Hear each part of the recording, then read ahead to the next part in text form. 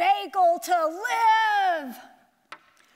Not many people know this line from the ridiculous movie Stone Pillow, which stars Lucille Ball as a wise hobo, but Joe knew it.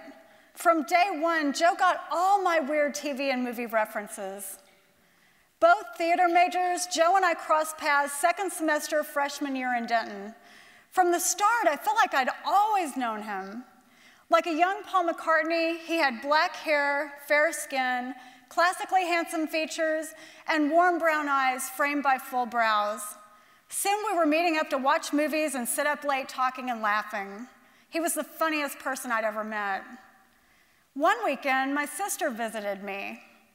She, Joe, and I tried to make dinner with butt steak, something we'd never heard of but bought because it was cheap. When we couldn't figure out how to light the gas stove in my new apartment, we drove across town to Joe's place holding our full pans. A car tailgated us. "They're after our butt steak," Joe remarked. I burst out laughing, almost spilling baby peas all over his car. And Joe wasn't just witty, he was also warm and kind-hearted. Soon he and I were best friends, and I totally fell for him. One day during summer, Joe drove from Waco to see me. That evening, we relaxed on the sidewalk in front of my mom's house. As cicadas called and the concrete warmed my bare legs, Joe looked me in the eye and told me he liked me as more than a friend. "I feel like God just dropped you into my lap," he said. Gobsmacked, all I could say was, "Really?" I felt dazed, a jackpot winner holding a balloon bouquet with confetti on my shoulders. We both loved It's a Wonderful Life. He did his best George Bailey. "Do you want the moon? Just say the word and I'll pull a lasso around it and pull it down." He smiled at me, I smiled back. Then he leaned over and we kissed. It felt a little awkward, but I figured we're both shy, it'll get more comfortable. The following weekend, I visited Joe in Waco. I loved his big, friendly Irish family. The rest of that summer, we did long distance, laughing for hours by phone about our summer jobs and families. Everything seemed perfect until we returned to school. Back on campus, Joe and I were both extremely uncomfortable. The kissing never got less awkward, and our effortless rapport was replaced by stilted, uneasy exchanges. At times, my anxiety felt so conspicuous, I thought it might manifest as a sickly green cloud over my head. But since we both hated confrontation, neither of us mentioned the weirdness.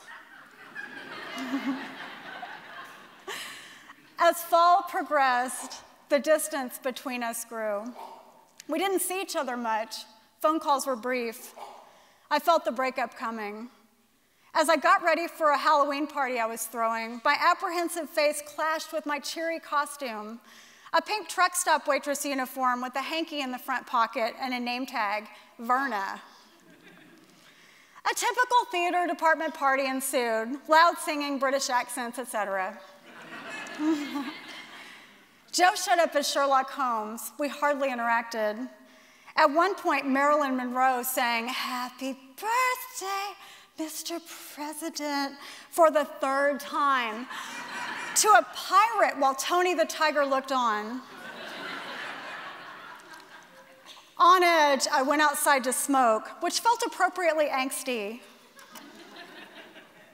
Joe found me on the porch. We finally talked about how we felt weird in the relationship. "I don't think it's working out," he said. "I guess not." "We're still friends though, right?" I said. "Of course we are," he said. We hugged. Promising to call soon, he walked off, his cape fluttering. I knew our split was for the best, but failing at love wedged a splinter in my chest. Back at the party, I stumbled onto a gorilla and gypsy making out in my bathroom. Maybe I should avoid things with costumes from now on, I thought. After a few weeks, our friendship returned. The next semester, Joe transferred to TCU. We stayed in touch. That fall, he needed a date for a frat dance, so I went. We had a blast at the dance, joking about the cheesy DJ and the bombastic Whitney Houston cover of I Will Always Love You. High on the fun, Joe told me he wanted to try dating again. When I imagine rushing my wife to the hospital to have a baby, it's you I picture as my wife, he said. Caught up in the evening, I said yes. I wanted to be that wife more than I wanted to listen to my gut. Predictably, soon after the dance, he went distant. First, he was too busy to visit. Then he didn't call for 6 weeks. When he did call over Christmas break, I was angry. Haven, what are you doing? He asked. Watching TV? I replied. What are you watching? It's a Wonderful Life. Across miles of phone line, he felt the chill. Well, I'll let you go, he said. He didn't call again. As months went by, my anger cooled. Often I remembered our good times and wished we were still friends. 2 years passed. I'd graduated and was working at a Dallas bookstore. Haven line 3, the intercom commanded. This is Haven, how can I help? A worker at another store asked if we had a book. That night, my phone woke me up at 2 a.m. It was Joe. That was me calling about the book, he said. Suddenly wide awake, I sat up. He said he'd realized it was me and changed his voice. By now, my humiliation over our failed romances was gone. I sat back against my headboard smiling, overjoyed to hear his voice. I knew our paths had crossed for a reason. You and I have a bond. We're supposed to be friends, he said. I know. I've really missed you, I replied. We talked for an hour. Soon we got back to having fun with dinners and long talks. My boyfriend back then, now my husband, loved Joe immediately.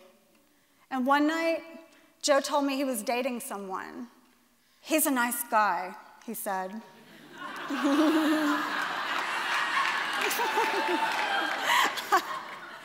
That's great, I said. Shortly after we'd reconnected, he'd hinted to me he was gay. I'd long suspected as much, but this finally confirmed why we were an ill-starred couple. Not long after that conversation, I got married. Someone snapped a picture of me and Joe at the reception, but you can't see my face because I'm doubled over laughing. You and Joe are so in sync, a friend said recently, after Joe was the only person who'd understood a joke I'd made. Yeah, we are, I replied. When I look at pictures of me and Joe in college, we look about 12 years old. Back then, we knew bupkis about relationships, or even ourselves. Of course we were going to screw up, make poor decisions based on wishful thinking, and hurt each other without wanting to. Everyone bumbles their way through growing up. I'm so grateful I got to do it with him.